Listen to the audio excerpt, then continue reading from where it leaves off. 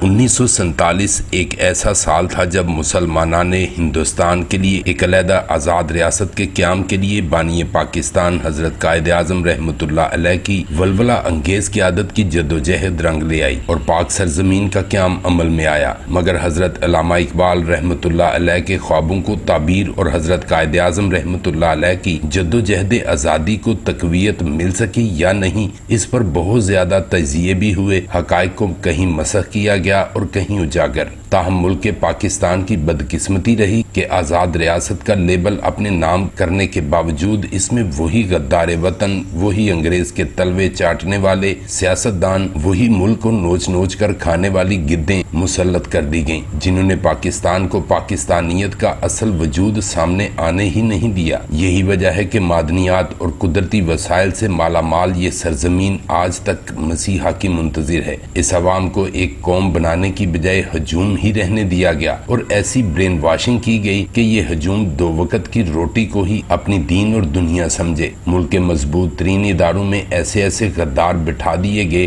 कि अगर लियाकत अली खान जुल्फकार अली भुट्टो की शक्ल में इस मुल्क को मसीहा मिले भी तो साम्राज्यी ताकतों ने अपने पालतू गद्दारों की मदद से उन्हें मंजरे आम से ही हटा दिया। इसमें एक और सबसे बड़ी बात और सबसे खतरनाक बात यह भी है कि मुल्क पर 40 से 42 ऐसे खानदान मुसल्लत कर दिए गए जिन्होंने मुल्क की साख को इस हद तक कमजोर और बदनाम किया कि समंदर की तेज लहरों का जुर्रतमंदी से मुकाबला करने वाली कश्ती कई बार भंवर में फंसी और इसका वजूद भी खतरे में पड़ता दिखाई दिया, जिसमें यही 40 से 42 खानदान जो मरूसी सियासत का तोक इस हजूम नुमा कौम के गलों में डालकर ओ तेरी ओ मेरी का दिन रात राग अलापते रहे। मगर एक बात वाज़ेह है कि कलमा हक के नाम पर हासिल की गई इस सरजमीन का वजूद अल्लाह के फजलो करम से आज भी इसीलिए कायम है कि जिससे यकीनन कहा जा सकता है कि अल्लाह की ज़ात इस धरती से यकीनन कोई काम लेना चाहती है और गाहे बगाहे कोई ना कोई ऐसा लीडर यहाँ पैदा होता रहा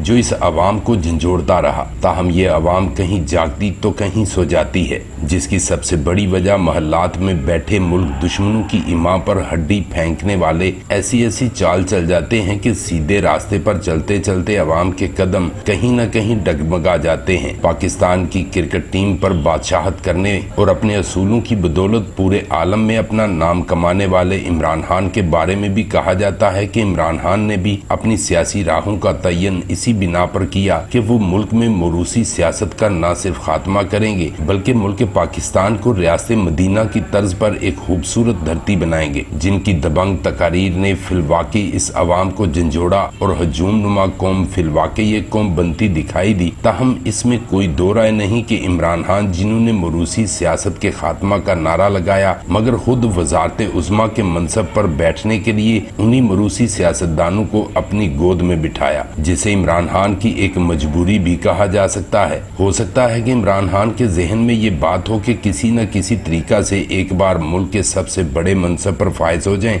इसके बाद आहिस्ता आहिस्ता मरूसियों को अपनी गाड़ी से उतार कर शफाफ क़यादत को इसमें बिठाएंगे। मगर अब वक्त वो नहीं रहा और ना ही उनके पास वजारत उज़्मा का मनसब रहा। अलबत्ता ये बात जरूर है कि इमरान खान फिलवाकी अपनी अदाओं, अपने किरदार, अपने गुफ्तार के शाहीन बन चुके हैं, जिन पर पाकिस्तानी अवाम ख्वाब समंदर पार ही क्यों ना हो उन्हें अपना निजात दहिंदा तस्वर करते हैं। ये भी कहा जाता है कि अल्लाह की ज़ात इमरान खान से मुल्क की सलामती का कोई काम जरूर लेना चाहती है, क्योंकि खेल इस वक्त दिलचस्प हुआ जब देखने में आता है कि हुकूमतों के हाथमा के बाद ये अवाम मिठाइयाँ बांटती है और शुक्राने के नवाफल अदा करती है। मगर इमरान खान वाहिद ऐसी शख्सियत हैं जिनकी हुकूमत के हाथमा के रोज ही सिर्फ पाकिस्तान की अवाम नहीं बल्कि पूरी दुनिया में एक सोग का माहौल था। इमरान खान की हमदर्दी के लिए पूरी दुनिया के मुसलमान सड़कों पर निकल आए, मगर इसके साथ साथ इमरान खान पर एक बहुत बड़ी जिम्मेदारी आयद हो चुकी है कि अगर वो फिलवाकी मरूसी सियासत का खात्मा चाहते हैं तो उन्हें आने वाले आम इंतखाबात में मुस्लिम लीग काफ हो या कोई भी भी सियासी जमात, उनके इत्तेहाद के बगैर उन्हें मैदान में निकलना होगा, क्योंकि पीपल्स पार्टी, मुस्लिम लीग नून और दीगर कई सियासी जमातों समेत मुस्लिम लीग काफ भी शायद मरूसियत पर यकीन रखती है। दुआ है कि अल्लाह ताला इस कौम को 1947 वाला जज्बा अता फरमाए, जो एक कौम बनकर मुल्क की आज़ादी के लिए अमली जद्दोजहद कर सके। प्रिंस शाहिद भुट्टा,